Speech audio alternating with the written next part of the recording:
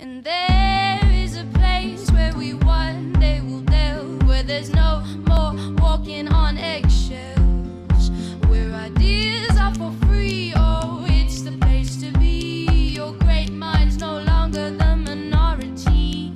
And I'll see you there with your hands in the air, where the canvas is bare and there's no more despair, and your third eye will stare. Hi, my name is Paul Prescott and I'm here with Ruby today to talk about her workshop called Elsewhere.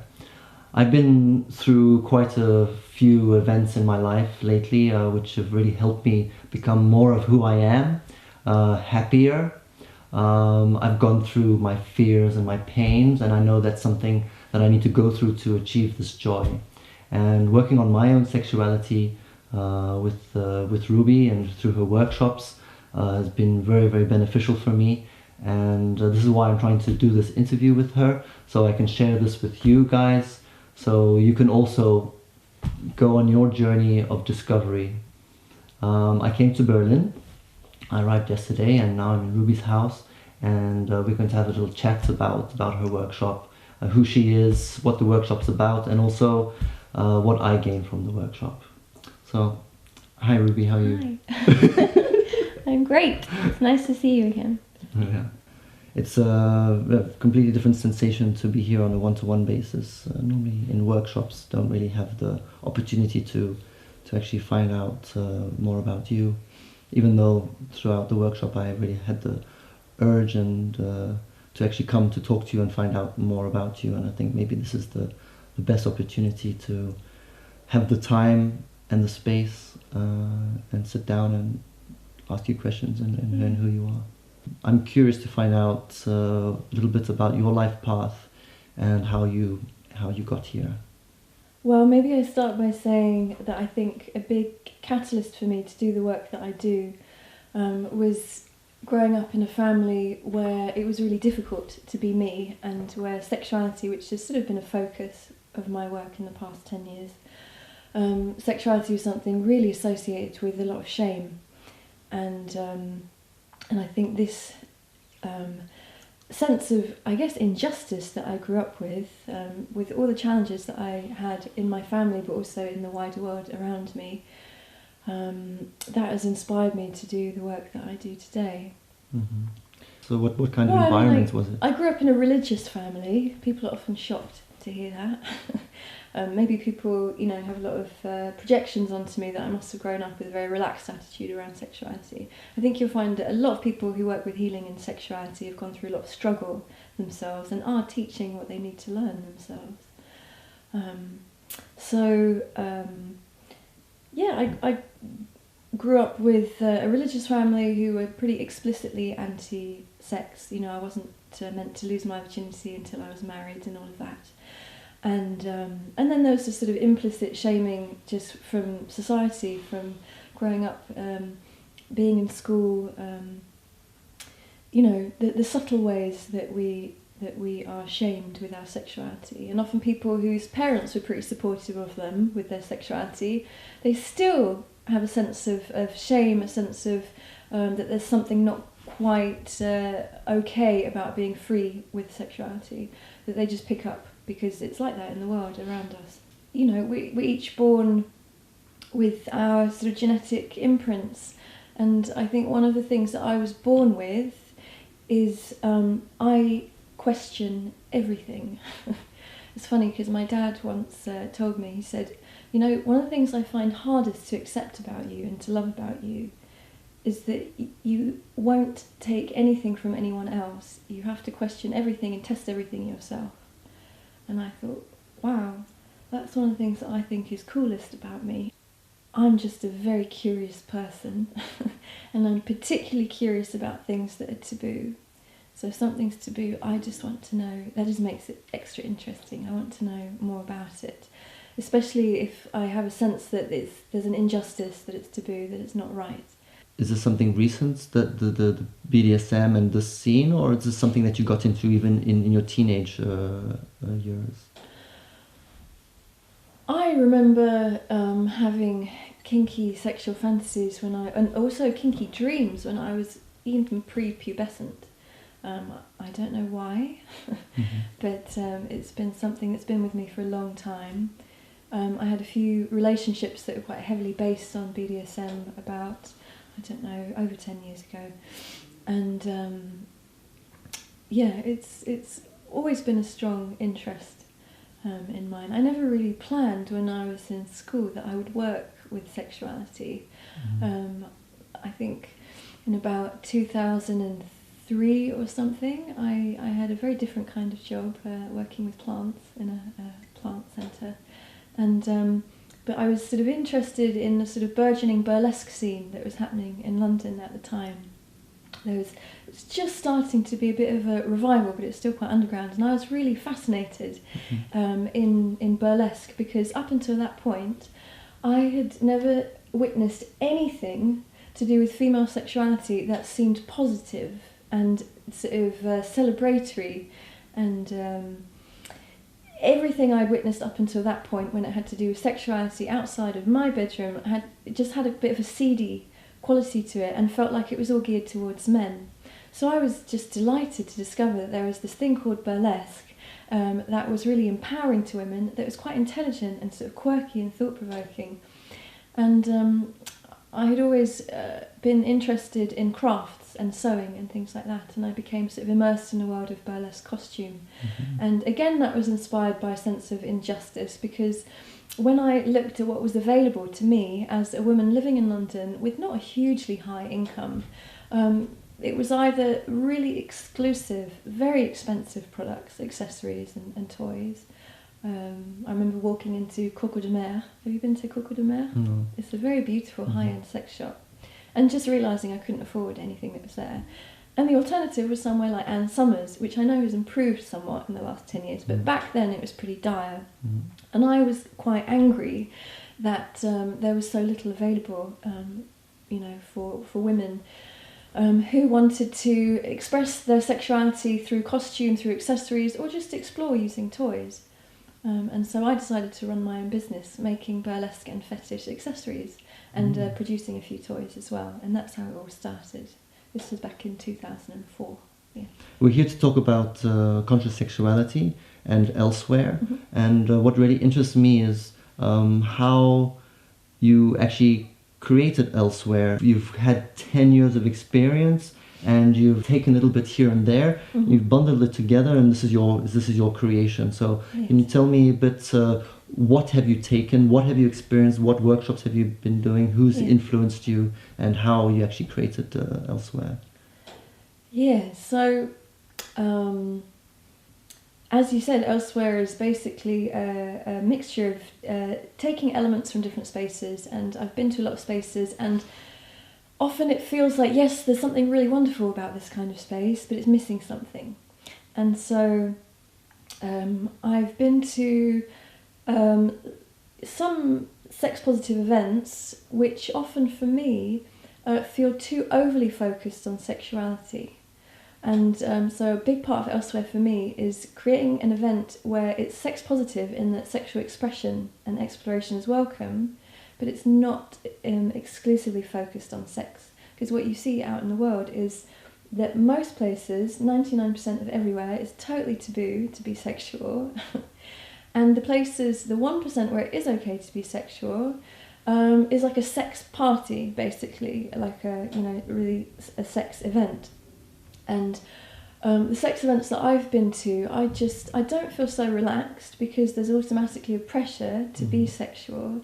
And I feel like when there's that pressure, we miss out on a lot of the different stages and the whole spectrum of different ways of connecting and playing and exploring. So the flirtatiousness, the playfulness.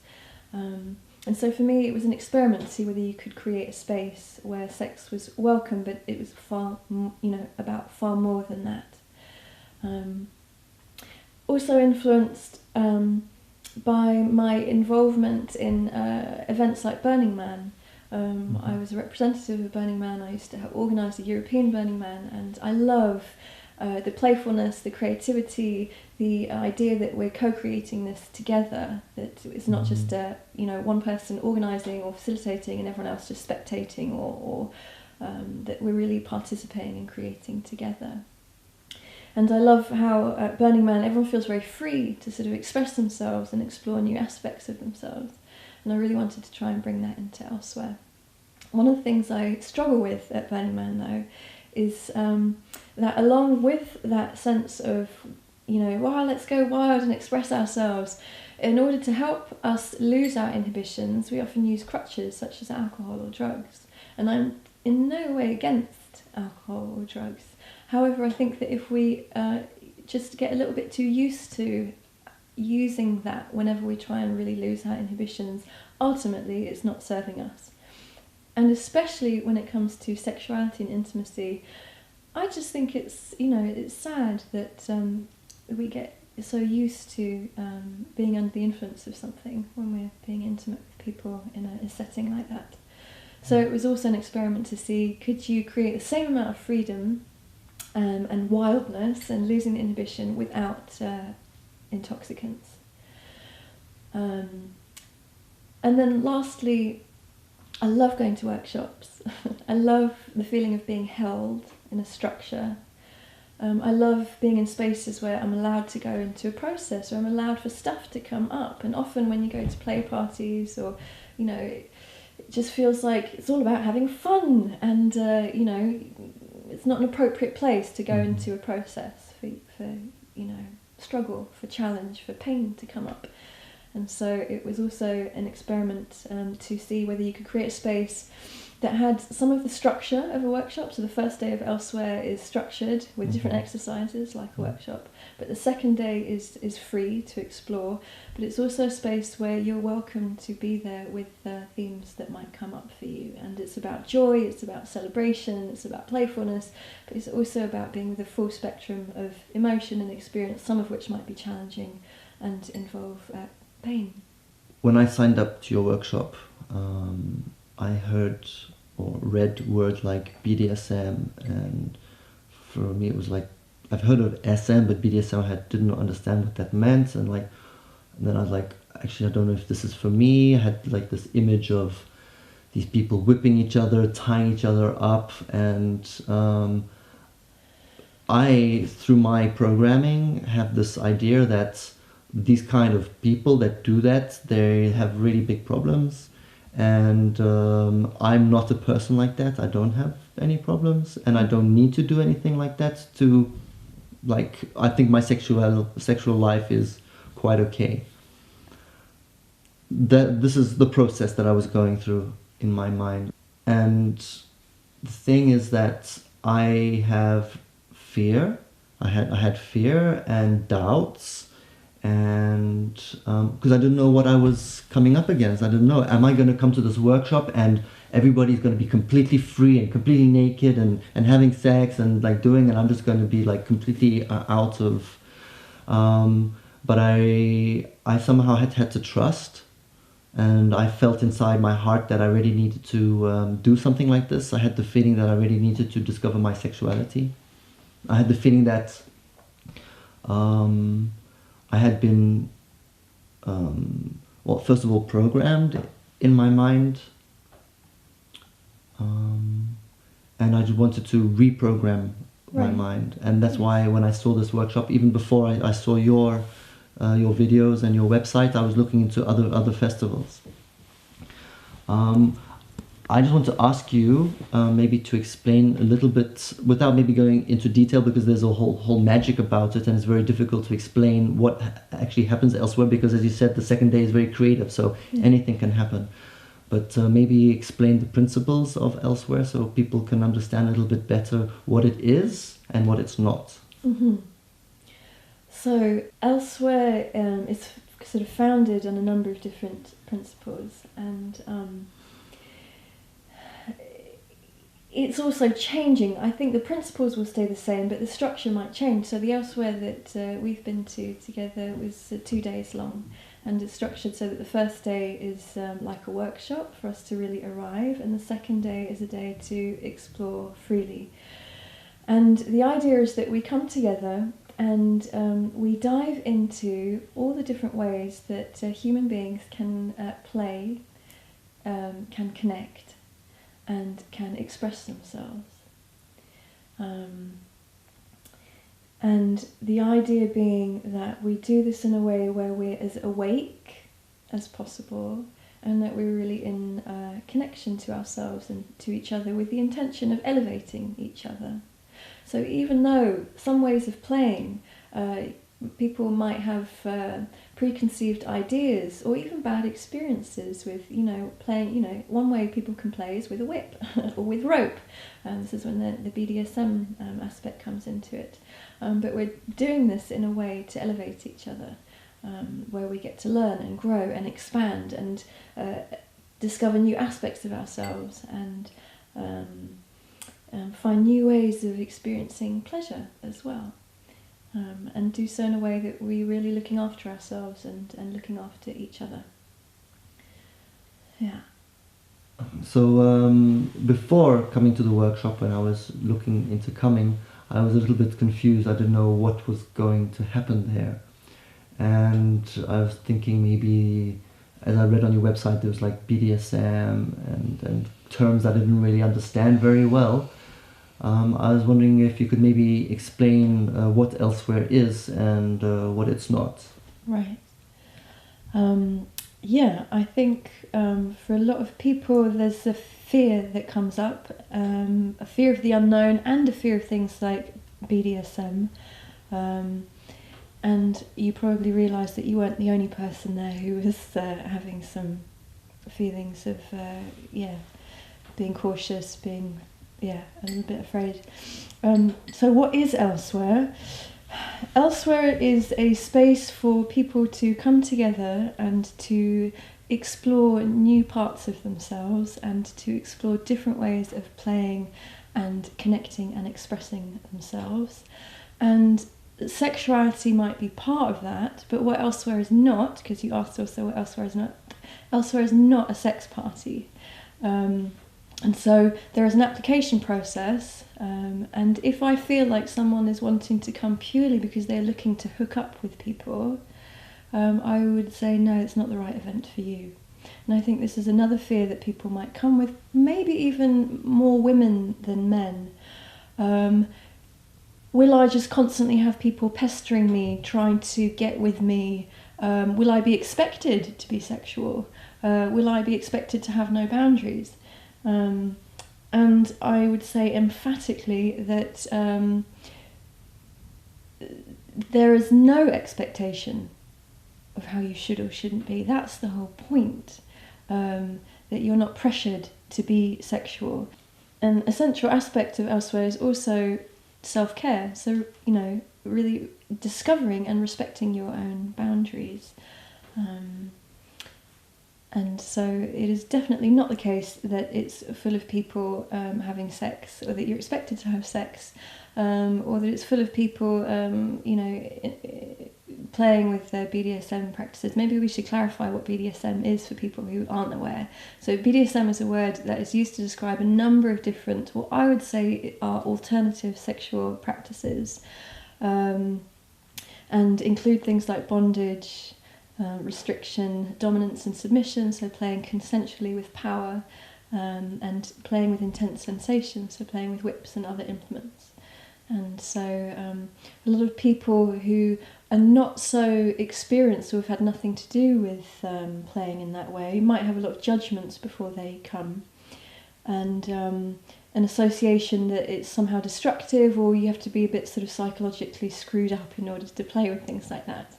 And as you discovered, I guess, that the reality is quite different from that, and that one can play with these things in a way that is really loving and pleasurable and caring. And there's lots of evidence, actually, sort of people who've done research and who have discovered that people who practice BDSM actually score higher on a number of psychological and personality tests. So I think we'd like to think of people who play with BDSM as being a bit shady, or as being psychologically damaged. That's actually not true. It's just because we have a lot of shame and fear and misunderstanding about practices like that. So Elsewhere is a space where that's one way in which we can play, but it's not a BDSM party.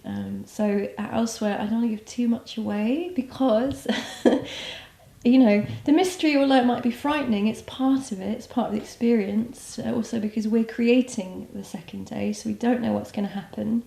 But, you know, different ways of playing are dancing, play fighting, singing, playing with BDSM, with ropes, with different kinds of sensation. We've had all number of different beautiful creative ways that people can express themselves through costume, through performance, through the preparation and sharing of food. Yes, so just all the different ways that one can play and connect and express oneself. Mm-hmm. And for me, play is something that links in all the parts of my work. Play is a central aspect. I think especially in a society that has so much value on the opposite of play, working, producing, goal setting, play for me is almost political. It's almost like an act of defiance to really invest time and energy in playing. And play for me, meaning when we go into an activity where there's no particular goal, there's no aim, there's nothing that has to happen, and we allow our creative impulses and our curiosity to guide us. And I think when we do that in a way where we're really awake and there and in connection with ourselves and with each other, and we give ourselves permission that anything can happen, that it's an open space for things to happen, it just gets a bit magic. Because I think we get in touch with a deeper aspect of ourselves that can start guiding us. And then also it gets magic because perhaps parts of us that we've been suppressing in the past that might be associated with shame, that we're disconnected from, start coming to the surface. And that's when it gets really interesting. And that's when the shadow healing aspect to play happens. So we asked a few people to send in a few videos to explain what Elsewhere was for them. So here are the videos. Hi, I'm London Fairy and I'm going to tell you why I love Elsewhere. So first of all, for me, Elsewhere is a space of genuine inclusion.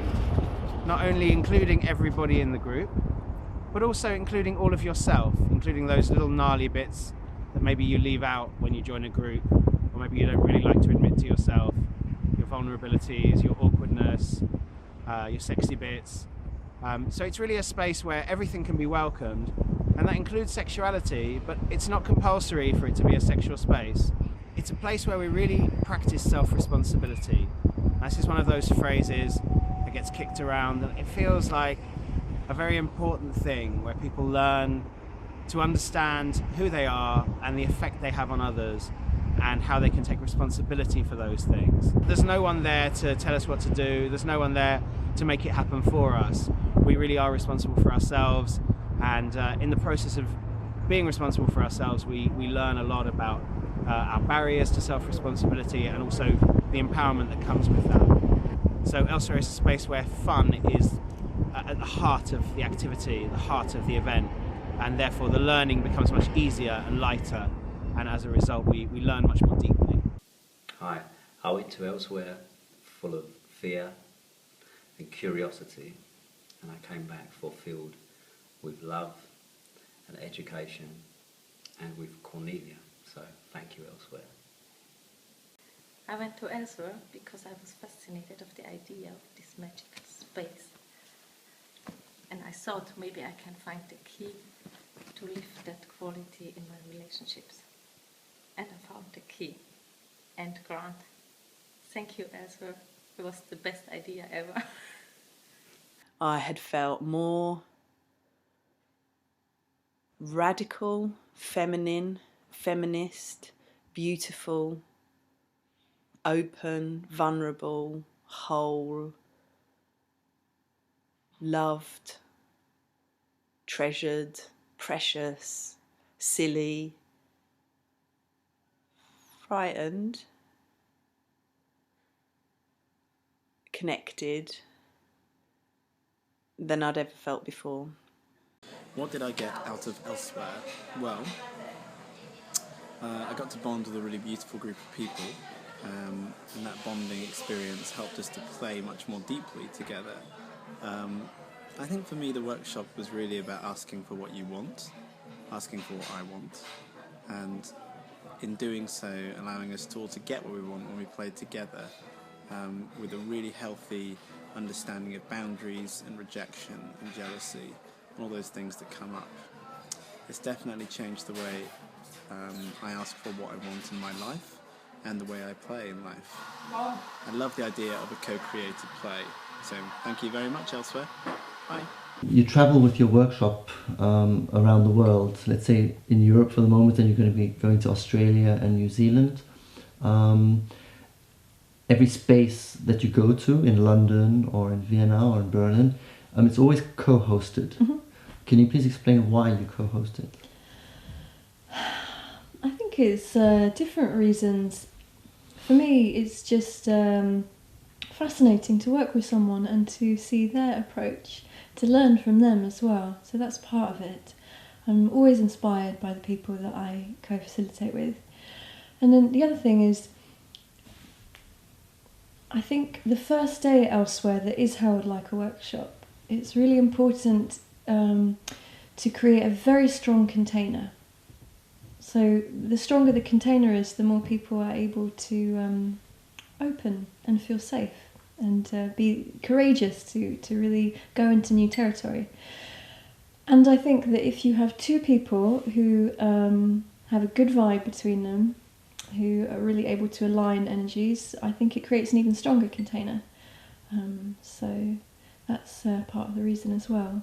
So to some extent I could imagine somebody creating a workshop saying this is my workshop, but I have the feeling that you're like very open and you're like, okay, I have the feeling that you really want to let things happen. This is another aspect of it. I mean, in a way it is my workshop because I developed the concept and have organised it into happening, into manifesting. But in a way I feel like I'm the sort of mother and it's now evolving and being created by anyone who is part of it, by the people who come and participate and create the second day, by the people I'm facilitating with. And I really see it as something that will continue to evolve based on what we all decide that it wants to be. So the length might change. The exercises on the first day are always changing. They're always inspired by what happened in Elsewhere before. And I'd love people to feel like they're part of something. The feeling I had is you were there, and I didn't have the feeling that you were like a facilitator. I had the feeling that you were actually part of us, and that also made me feel very, very comfortable. And also the co-facilitator was also part of it. So it's not as if like there's like the teachers and then there's like the followers, but because you're part of it. And you really get involved and you actually like show the way. Many times you were actually saying things, because as the first time I went there in Vienna, I was very uncertain, and you were saying this is possible and this is possible, and then you were actually doing things, and I'm like, okay, I understand. I'm getting more and more. So you were some guide, not only like verbally but also physically in what you were doing, and that really brought a lot. And I think that I mean, it's pretty edgy also, me participating in the second day, because I'm a bit used to always being a little bit removed from everything by facilitating. But I decided that it was really important to me to join in the second day, just so that, I'm not always holding, but I get to explore and participate as well. But also because we all have so many projections on our teachers. We just want them to be these perfect beings, and they must have everything under control. And, I just experience again and again how people put me on a pedestal. And Sunday is an opportunity for that pedestal to come crashing down, because my intention is to really be there with my vulnerability and to show myself and show, that I go into a process maybe on Sunday and I have challenges and there are things that I don't find easy, and to be transparent about that. And I think that's really a gift for me and a gift for everyone else to see that, you know, the age of the guru is over. That I think is really powerful for teachers to also be transparent that they're human beings as well, and to support people to recognise that they might have projections and to see beyond them. I'd like to now go into what I experienced and my feelings and what it brought me, and so I was wondering, maybe you could explain who Elsewhere is for and also who it's not for. Sure. Elsewhere is for anyone whose heart burns to be in a really free space, basically. If you want to be in a space and explore new aspects of yourself, go into new territory, but to do so in a way where you're really self-responsible for taking care of yourself. So if you have a habit of going over your own boundaries in a destructive way or disrespecting other people's boundaries, then it's not for you. It's for people who are curious about what it's like to be in a sex-positive space where that aspect of us is welcome. It's not for people who are there explicitly just to hook up with sexy people. And it's also a space for anyone, regardless of what their gender is, what their sexual preference is, what their race is. The whole idea is that we find ways to relate to each other and connect and find the similarities that we share rather than concentrate on our differences. And I truly believe that it is possible to create a space like Elsewhere and really come together and celebrate each other, you know, regardless of the things that might differ in us. The concept of sex-positive space, could you please explain what sex-positive means? I don't actually understand. Yeah, it's a good it question, exactly. because for some people it's quite familiar and for other people they've never heard of it. So for me, sex-positive means that if a space is sex-positive, it's a space where sexuality is welcome to be expressed. It doesn't necessarily mean, and this is one of the criticisms of the word sex-positive, that sex is always great and a positive experience, because sometimes it's confusing, sometimes it's challenging, sometimes it can be painful, but it's a space in which sex is welcome. Yeah, and you know, as I mentioned beforehand, that doesn't mean that everyone is just having wild sex everywhere. This is one of the fears that people might have, and what happens in a lot of sex-positive spaces, because we're not used to being in a space like that. Most people are not used to being in a space where sex is okay outside of your bedroom. That it has a lot of charge and maybe more focus directed on it than it needs to be. So for a lot of people who come to Elsewhere, the sexual aspect, you know, is a big part of it, as it was for you. It was something that you wanted to come and explore. What is my conditioning around it, and what is really true for me? And my hope is that the more we spend time in spaces like that, the more we can just relax into it and go, yeah, my sexuality is part of me. It's something that can be enjoyable and expansive to explore. But it's more about exploring the truth between people. Like, what is my real connection with you? Is there something sexual there, or is there not? And in a lot of sex-positive spaces that are exclusively focused on sex, there is that pressure that it has to be a sexual connection between people. But it's more about what is actually there. Before coming to Elsewhere, I was very confused about sex in general. And my behavior with women, and how I should be with women and how I shouldn't be, and also my masculinity if I'm a man, and so the first time I encountered sex was with some friends, girls and boys. We went to a friend's house, and in that friend's house they had this porn tape from their father who had hidden somewhere in his closet, and we put it on and we were watching sex. This was my first experience with sex. I could hear my parents having sex in their bedroom. We had sexual education in school where we learned about the bees and maybe like the reproduction organs. Right. Then there's the church saying, okay, a man and a woman must come together and they must live their whole life together and they must not cheat on each other. And so there's this whole conditioning that I have had in my mind, and also like in terms of like in the bedroom, how should I behave? So, okay, I know I need to do a little bit of foreplay and then I need to have some sex and then that's about it. Yeah. And so this was my conditioning. Yeah.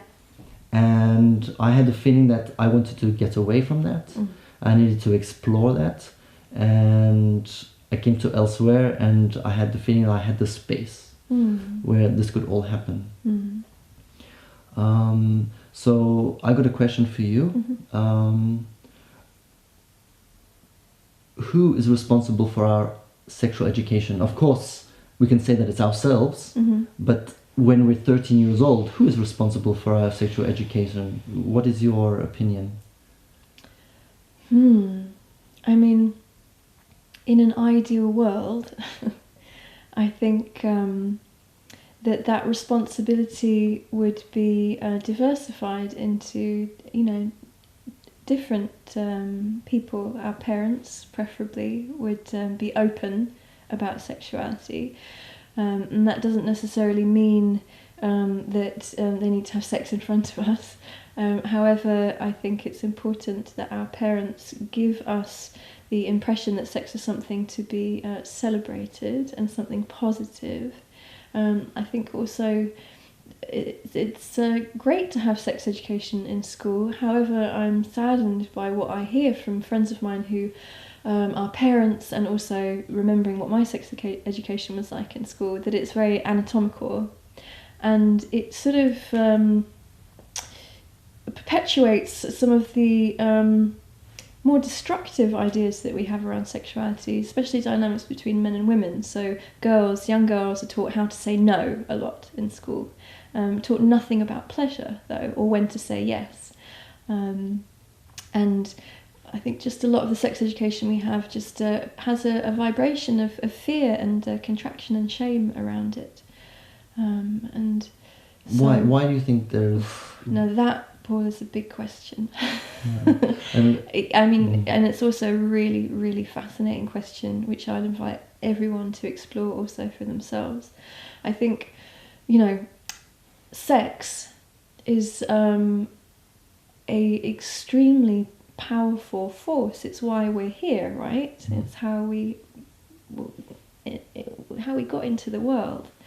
And the sexual drive is a hugely strong drive, influencing many, many, many behaviours and things that happen in the world. And, it's scary, I think, for people.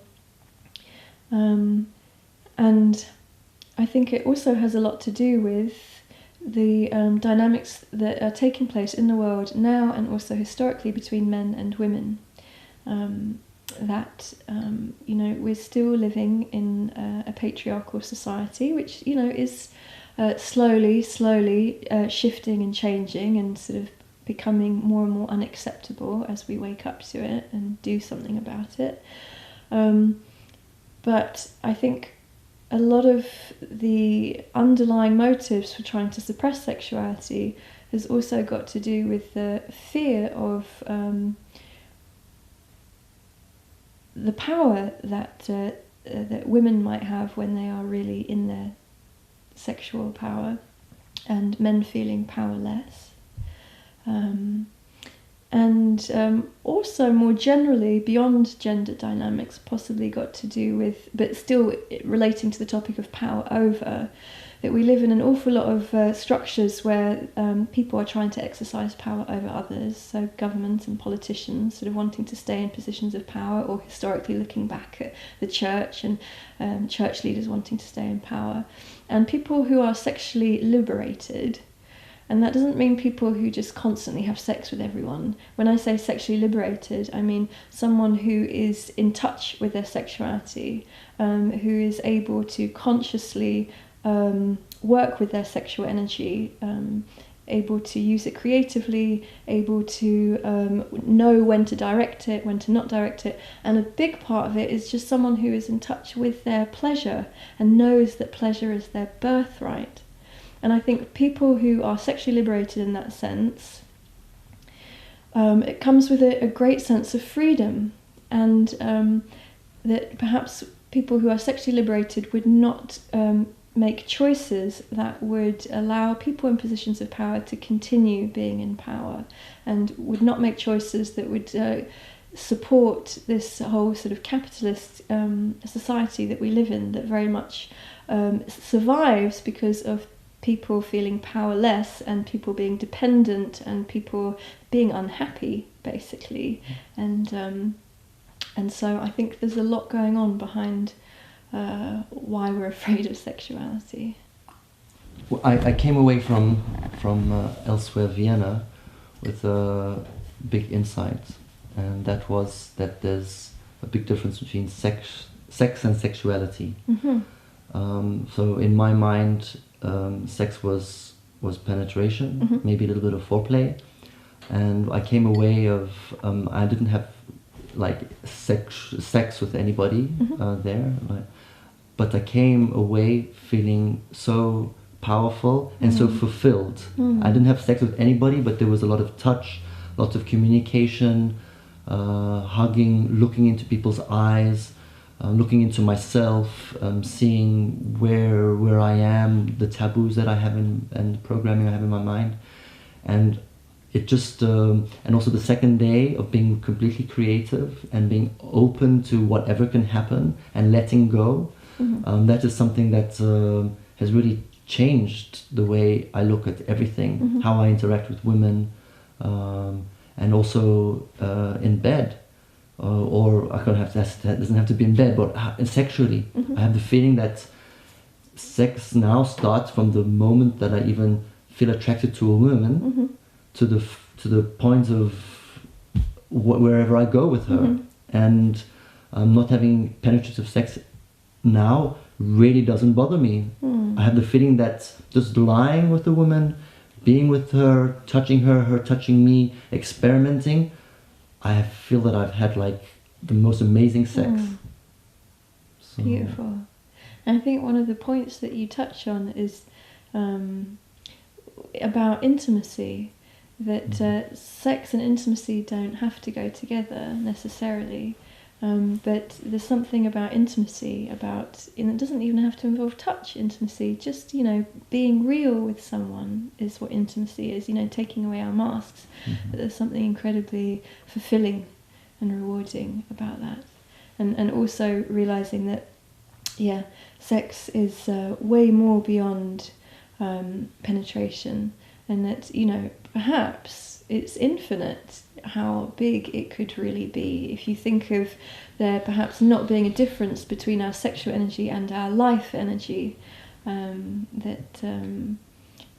sexuality could also be something that is independent of others. And this on my personal path has been a big thing, learning to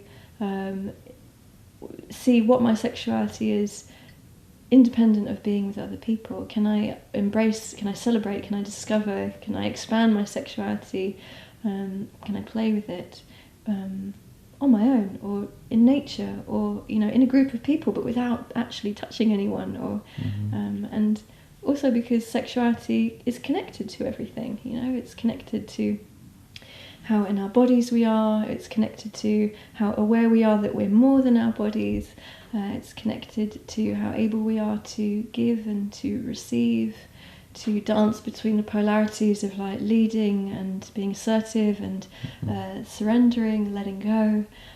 It's connected to everything. So once you go down the rabbit hole of exploring what sex has to offer, when you see it beyond just penetration, I think it's infinite.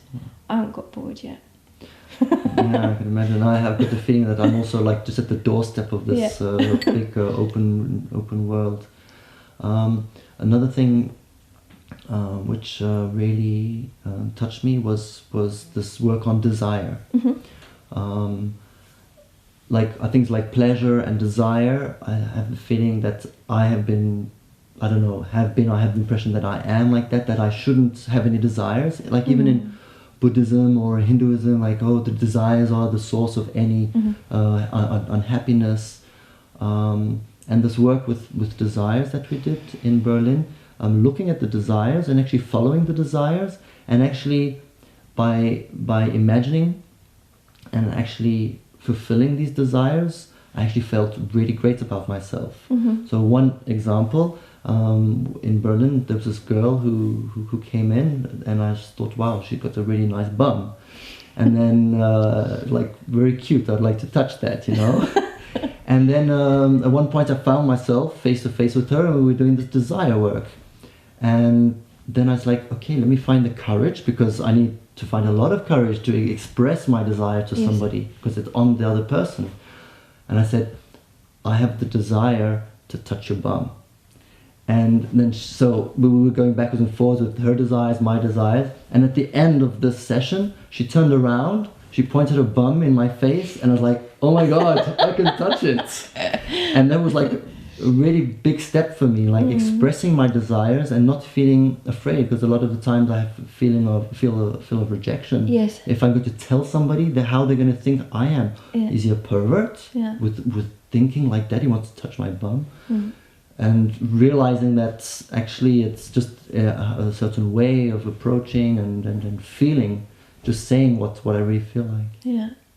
I think it's really amazing to create a space where people get to be courageous and explore their desires, and also to have this mirror, you know, when you know, to have the experience of them being really honest and open about a desire, and then having the mirror of someone saying, oh yes, why not, I'd love to. Or having the mirror of, you know, when do you have a desire in connection with someone, and, you know, you do get someone saying, no, actually, I'm not comfortable with that, and, you know, what's really going on. Just to have this platform where you get to experiment and explore with people being really honest, because that's what it's about. It's about people being really honest. And, you know, I think desire is also one of those things, like sexuality, that is way beyond, you know, perhaps our initial thoughts of it being to do with sex or romance or intimacy with someone. That perhaps desire is also one of the fundamental aspects of being alive, or why anything is alive. You know, maybe on a deeper, more metaphysical level, the reason why anything exists is because it's spirit desiring to be manifest. Maybe that sounds a bit esoteric. But, you know, this is my personal sort of inquiry into desire. I find it endlessly fascinating.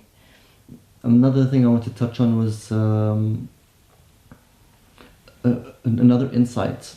We were doing, it was a play fighting session, and we were all sitting in a circle, and there were men and women, and somebody had to come to the center of the ring and choose somebody to have a play fight with. And one girl came in the center of the ring, and I really liked her, but I really think that she didn't really like me at all, because we did something beforehand, and I thought that we really didn't connect. And she kind of she sat in the middle of this ring, and she chose me, and I'm like, oh my goodness, I felt like I didn't know what I was meant to do. And so we did a play fight, and then I was in another situation where I said, oh, there's this other girl that I really like. I really have to find the courage to go and choose her. So I went into the center and I chose her, and we also had a play fight, and it was also very beautiful. And then I found myself in a third situation where I could see this other woman across the ring who was constantly looking at me, like calling me out, choose me, choose me, choose me, choose me. And I'm like, okay, then I'll just go. And I did it, and I went towards her, and the play fight it wasn't a play fight, it was very, very strange.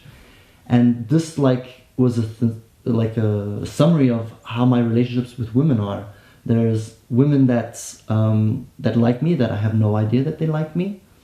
There are women that I really like, but I have no courage to go towards them. And then there are women that call out to me, and I go towards them. And I always go towards those kind of women, because those are the only ones that are actually crying out to me, and they're actually not the right women for me. And through this work, I've understood that I must be way more aware.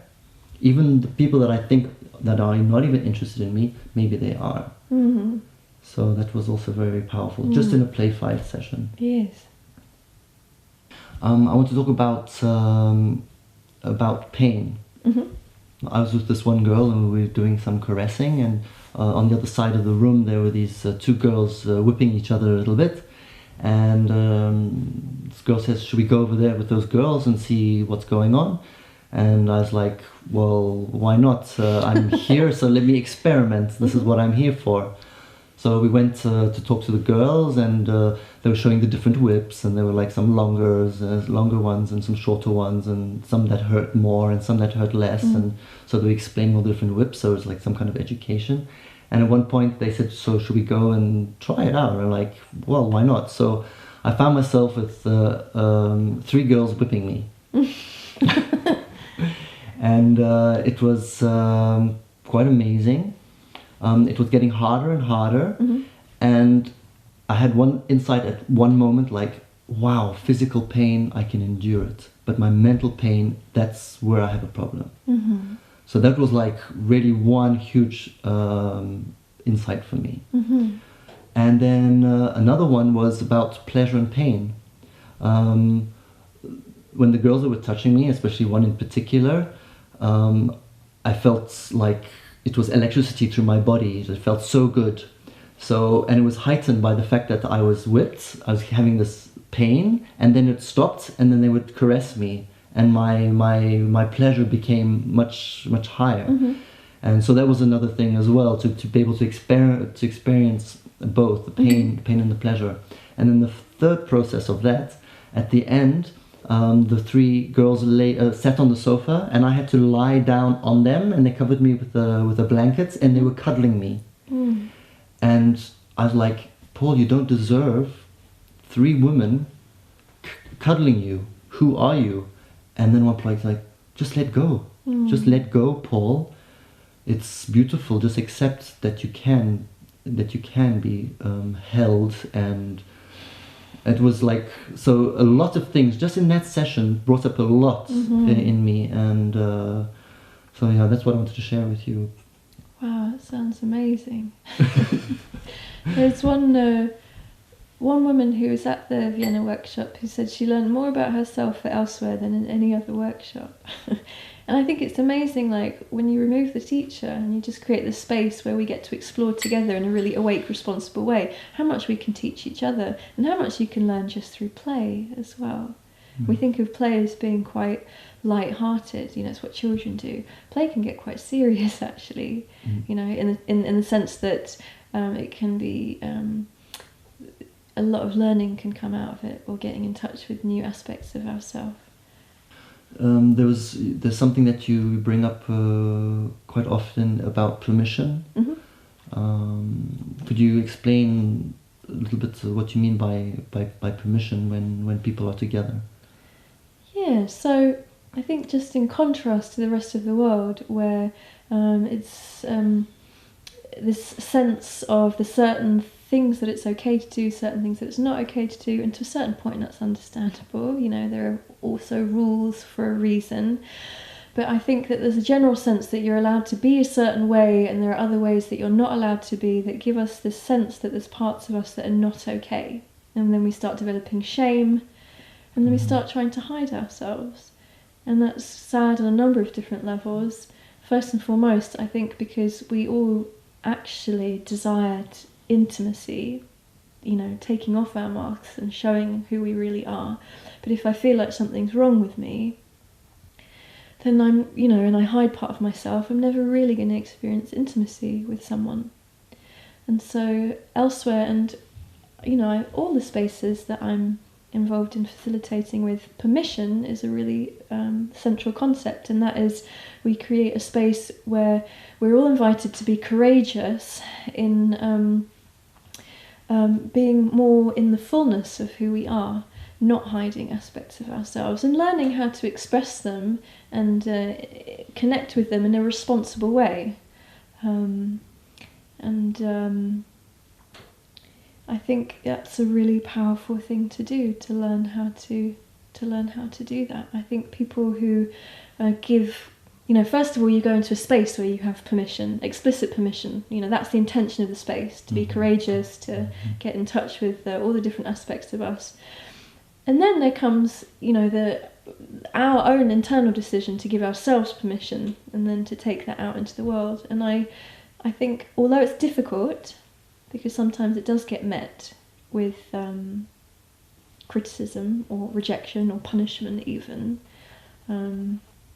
although it can be difficult, I think people who do give themselves a sense of permission to really be themselves are much happier and much more fulfilled. And I realise that saying that, I say that from a place of privilege. You know, we live in a world where I can pretty much live a life where I'm quite free and able to express myself. There are some countries where I'd be killed for doing it. So I do realise I'm saying that from a privileged place. Yes, there's something else I want to touch on, taboos. At one point in Vienna, there were different rooms, and I went out from the main room, and I was with a person, and then I came back into the main room where people, they were like painting each other, and they were naked, and Shh, don't tell too much. Go on, as you were. and as I entered the room, I said, I'm not allowed to look, I shouldn't look. And then I went to get my cup of tea, and as I grabbed my cup of tea, I'm like, who says that I can't look? I'm saying that I can't look. And then I turned around and I looked, and I was like, wow, this is really, really beautiful. And I had the feeling that through my own taboos, I was like neglecting a lot of things to myself. And having such a space like Elsewhere to experiment, where people arrive, they're really vulnerable, but they're willing to open. And that's just it's just magic. Especially when it comes to physical intimacy and sexuality, we're so taught that that's something private. And you know, it's even the, I think most people don't know this, that missionary position, the word actually comes from, I believe, missionaries who, when they went to different countries to do their thing, told people that it's wrong to have sex outside, and wrong to have sex in public, and wrong to have sex in any other way other than the man lying on top of the woman, so hence missionary position. So we have a long history of being taught that sex is something private. And for me, again, it's almost political to go into I mean, it's not public, but it's an open space, you know, with people that you might have just met, but to be sexually intimate with someone in view of others, I think is a very powerful act. And the power of creativity that I saw was just amazing. I think that in general, we're always criticizing what humans are doing. They're destroying this, they're doing that, so they're like killing. But I think there's such a beautiful part of humans, and it's just finding this connection that and the beauty that we all have. And this was my real hope with Elsewhere, because it was like the first time I ever went to Burning Man in 2004. I went there with the explicit intention, I want my faith in humanity to be restored, because I had no faith in humanity, and it really was. To look around and see all these people, really, the best of people coming out, you know, people really taking care of each other, people with their hearts wide open, people really feeling, people being creative, people playing, people literally sort of creating heaven on earth as I saw it. And so that is definitely part of the intention behind Elsewhere, that we come together and explore what are the amazing parts of being a human being, and how can we really elevate each other, how can we restore our faith in humanity. Well, I can really say that your workshop really has changed my life. I mean, I've done other workshops like this Mankind project, as I talked about, which also gave me a really great foundation, which enabled me to go further into my sexuality. But it's a real freedom, and it's very, very liberating to be able not to have these self-imposed taboos, because actually at the end of the day it is a self-imposed. We don't know where it comes from. We spoke about it, a little bit the parents, and a little bit here, and friends making a remark here, and then slowly all these messages like just enter our brain, or enter my brain, and then I just get completely stuck. And to be able to come into a space like Elsewhere, to experiment and to see that we're all the same, and women and men, and that's the great thing. I thought I was a pervert, and then expressing what I feel, and then seeing that the women, they don't see me as a pervert, they just see me as another person, and to be able to connect, and I feel very, very liberated. And I wanted to thank you for that. Yeah. Thank you. I'm delighted. No, you're doing some great I'm really work. delighted. Thanks a lot. Thank you. Sometimes life can get a little rough, but it won't be long, 'cause it just makes me strong. And there is a place where we one day will delve, where there's no more walking on eggshells, where ideas are for free. Oh, it's the place to be. Oh, great minds no longer the minority. And I'll see you there with your hands in the air, where the canvas is bare and there's no more despair. And your third eye will stare. Nothing can compare, 'cause not one cares.